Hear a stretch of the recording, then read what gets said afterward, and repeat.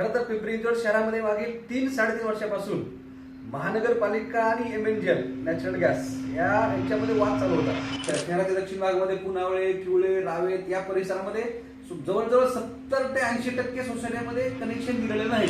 देशाचे पंतप्रधान नरेंद्र मोदी साहेब पण म्हणतात की आपण नॅचरल गॅस वापरला पाहिजे, हे केलं पाहिजे. पण आमच्या या पिंपरी चिंचवड शहरामध्ये मागच्या 3-3.5 वर्षापासून ह्या महानगरपालिकेच्या प्रशासनानं एमएनजीएलला पाईपलाईन टाकण्यासाठी ते खोदकाम करण्यासाठी परमिशन का दिली नाही? मग हे पाप कोणाचं आहे, हे अपयश कोणाचं आहे, हे पिंपरी चिंचवड शहरातील प्रशासनानं त्याचप्रमाणे जे राज्यकर्ते आहेत यांनी देखील सांगितलं पाहिजे की असं का झालं. नमस्कार. आखाती युद्धामुळे आपण पाहत आहोत की स्वयंपाकाचा गॅस असेल किंवा इंधन असेल, सगळीकडे टंचाई असल्याच्या बातम्या येऊ लागल्या आहेत. विशेषतः सरकारने सुद्धा स्वयंपाकाच्या गॅसची जी टाकी आहे ती पूर्वी आपल्याला कमी दिवसात लगेच मिळत होती, परंतु 25 दिवसानंतरच बुकिंग होईल असं सांगितलं. याचा वेगळा अर्थ सर्वसामान्यांनाही समजून चुकला आहे की कुठेतरी शॉर्टेज येतोय. आता यावर उपाय म्हणून केंद्र सरकार, राज्य सरकार यांनी एक केलंय की पाईप नॅचरल गॅस, नैसर्गिक वायू जो आहे, मुंबई आपल्या बॉम्बे हाय ज्याला म्हटलं जातं, त्या समुद्रातून हा गॅस काढला जातो. थळवायशेत प्रकल्प याच्यातून आपल्याला हा गॅस मिळतो. तर पिंपरीची परिस्थिती अशी आहे की सरकारने आता अशी भूमिका घेतली आहे की आपला जो नैसर्गिक वायू पाईप नॅचरल गॅस हा आपण जास्तीत जास्त उपयोगात आणू, जेणेकरून आपल्याला आखाती युद्धाची झळ बसणार नाही. परंतु प्रत्यक्षात मात्र परिस्थिती अशी आहे की पिंपरी चिंचवडमध्ये गेल्या 3-4 वर्षापासून बऱ्याच सोसायट्या, सहकारी गृहनिर्माण संस्था या आम्हाला पाईप नॅचरल गॅस द्या, आमच्या घरापर्यंत आणून द्या, आम्ही घ्यायला तयार आहोत असे त्यांनी अर्ज केलेले आहेत महापालिका आणि एमएनजीएल कडे. महाराष्ट्र नॅचरल गॅस एजन्सी जे आहे त्यांच्याकडे त्यांनी अर्ज केलेले आहे, परंतु त्यांना दिलेच नाही. याच्यामध्ये नेमकी अडचण काय आली आणि आता जी परिस्थिती आहे की युद्ध सुरू झालं, त्याच्यामुळे आता घाईघाईने कनेक्शन द्या. थोडक्यात काय तर तहान लागल्यानंतर विहीर खणण्याचा हा प्रकार आहे. तर नेमकं 3 वर्षापासून ह्याचा जो पाठपुरावा करत होते आपल्याबरोबर संजीवनजी आपल्या बरोबर आहेत, तर ते सांगतील का कसे कसे अडथळे आले. तर संजीवनजी, या सगळ्या प्रकरणामध्ये तुम्ही एवढा फॉलोअप, याचा पाठपुरावा करत आहात. तुम्ही मोशी, चिखली, पिंपरी चिंचवड या सहकारी गृहनिर्माण संस्थांचे पदाधिकारी आहात. तर तुम्हाला हे नेमकं सुरुवातीपासून आम्हाला सांगा की या अडचणी कशा कशा आल्या पाईप नॅचरल गॅस, नैसर्गिक वायू घरापर्यंत आणण्यामध्ये.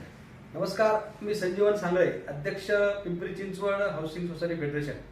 सर, तुम्ही म्हटले त्याप्रमाणे आपल्याकडे तुम्ही म्हटले की आपल्याकडे अशी म्हण आहे की तहान लागल्यानंतर विहीर खोदायची. खरं तर पिंपरी चिंचवड शहरामध्ये मागील 3-3.5 वर्षापासून महानगरपालिका आणि एमएनजीएल नॅचरल गॅस यांच्यामध्ये वाद चालू होता की महानगरपालिका ही एमएनजीएलच्या कंपनीला पाईपलाईन टाकण्यासाठी, खोदण्यासाठी परमिशन देत नव्हती. का? आमचं हे म्हणणं आहे की मग आता परमिशन का दिली जात नव्हती. मी स्वतः तत्कालीन आयुक्त शेखर सिंह साहेबांना भेटलो होतो. त्याचप्रमाणे ज्यांच्याकडे हे काम आहे असे ओंबाशे, सहशेर अभियंता यांना देखील भेटलो होतो. तर त्यांचं म्हणणं होतं की आम्हाला रेटमध्ये एमएनजीएल कमी हे देते, आमचा रेट जास्त आहे वेगळा. हे अचानक रेट का वाढवला? आणि मला महत्वाचं म्हणजे मग आता ठीक आहे, आता तुम्ही म्हणताय, देशाचे पंतप्रधान नरेंद्र मोदी साहेब पण म्हणतायत की आपण नॅचरल गॅस वापरला पाहिजे, हे केलं पाहिजे. पण आमच्या या पिंपरी चिंचवड शहरामध्ये मागच्या 3-3.5 वर्षापासून ह्या महानगरपालिकेच्या प्रशासनानं एमएनजीएलला पाईपलाईन टाकण्यासाठी ते खोदकाम करण्यासाठी परमिशन का दिली नाही? हे कुणाचं पाप आहे?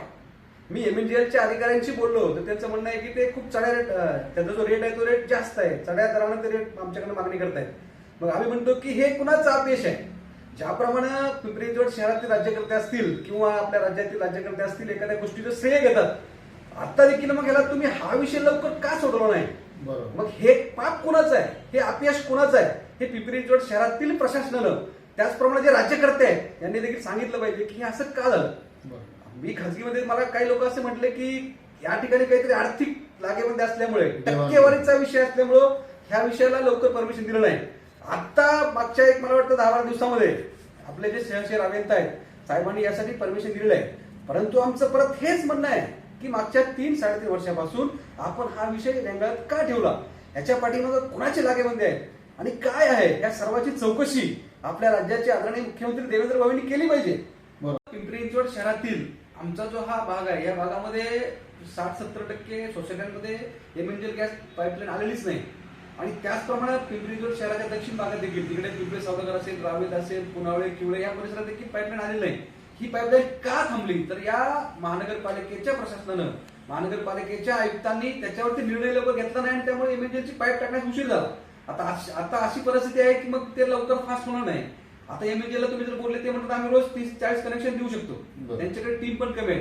त्यामुळं हे सगळं चुकीच्या गोष्टी आहेत आणि त्यामुळे ह्या सगळ्या गोष्टीची चौकशी झाली पाहिजे आणि चौकशी होऊन त्याच्यावरती कारवाई झाली पाहिजे, अधिकाऱ्यावरती कारवाई झाली पाहिजे. का विलंब झाला, मग आता तुम्ही का तयार झाले? आता तुम्ही महानगरपालिका आता एमएनजीएलला परमिशन का दिली त्यांनी? आता तर असं त्यांनी भूमिका घेतली ना, तुम्ही अगोदर सांगितल्याप्रमाणे की वाटलं तर पैसे नंतर द्या, पहिले तुम्ही काम सुरू करा असं घेतली ना भूमिका. हो, मला काही पत्रकार बांधव म्हटले की आम्ही विचारलं महापालिकेमध्ये, प्रशासनामध्ये, ते म्हणजे ठीक आहे आम्ही आता परमिशन दिलेलं आहे, पैशाचा विषय आपण परत बघू. आपण हा विषय तुम्ही त्यावेळेस पण करू शकता. काम लागल्यावर विहीर खोदली, परत काम लागल्यावर विहीर खोदली आणि कसं होतं मग आमच्यासारख्या नागरिकांना, सामाजिक संस्थांना यामध्ये शंका येतात की यांनी 3-3.5 वर्ष का थांबवलं? तुम्ही एक सांगितलं की एमएनजीएलच्या अधिकाऱ्यांना भेटलो तेव्हा त्यांनी आम्हाला असं सांगितलं. तुम्ही म्हटले का आयुक्त तेव्हा शेखर सिंग होते, त्यावेळेस तुम्ही शेखर सिंगांना भेटले का? हो, आम्ही त्यावेळेस त्यांनी काय बोलले याबद्दल, म्हणजे त्यांची बाजू कळाली आपल्याला, तर महापालिकेची बाजू काय? तत्कालीन आयुक्तांचं म्हणणं काय होतं की जो खोदायचा रेट आहे महानगरपालिकेचा तो एमएनजीएल आम्हाला काही देत नाही, त्यामुळे आम्ही त्यांना परमिशन दिलेलं आहे. परंतु त्यावेळेस सर काय म्हणायचे, हो 4 दिवसामध्ये होईल, 8 दिवसामध्ये लीक करूया आपण, हे व्हायचं ते व्हायचं, आणि असं करता करता 2-3 वर्ष 3 वर्ष गेले ना.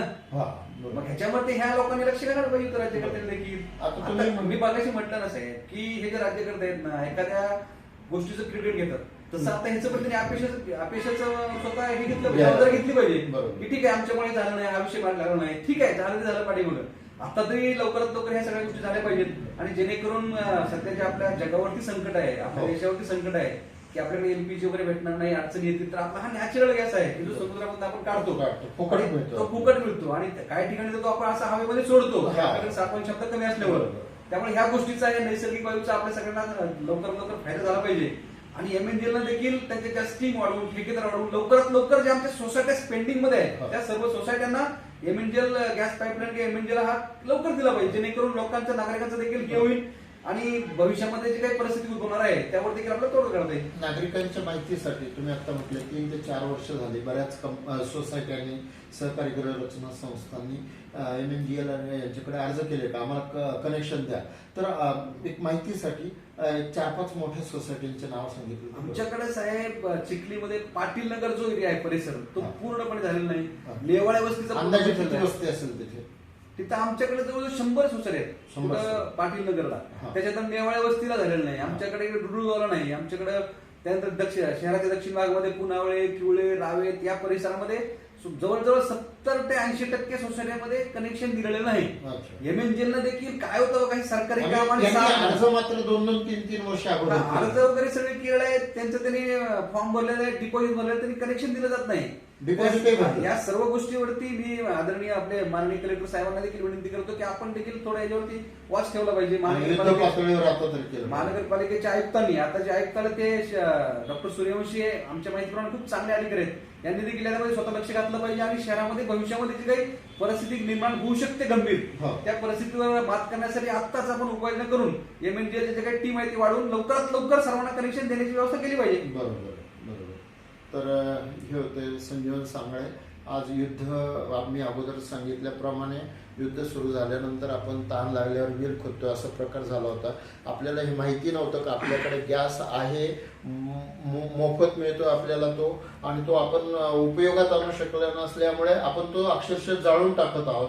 परंतु ही परिस्थिती आतापर्यंत माहिती नव्हती, पण संजीवनजी यांनी जो काही प्रयत्न केलेला होता त्याच्यामुळे आपल्याला कळालं का 3-3, 4-4 वर्ष लोकांना यांच्या अंतर्गत जे काही हेवेदावे होते, आर्थिक देवाणघेवाणीचे जे काही विषय होते, किंवा त्यांनी अगोदर सांगितलं बोलण्यामध्ये की टक्केवारीचे जे काही विषय होते, त्यामुळे हजारो लाखो नागरिकांना याचा सुरक्षित तुलनेने ज्याचा स्फोट होत नाही अशा या स्वयंपाकाच्या वायूपासून आपल्याला हे ठेवण्यात आलं, आपल्याला मिळू दिला नाही. तर याच्या मागची सगळी माहिती जी काही होती, आतापर्यंत जे काही प्रयत्न केले ते संजीवनजींनी आपल्याला सांगितले. आभारी आहे आपले ही माहिती. थँक्यू.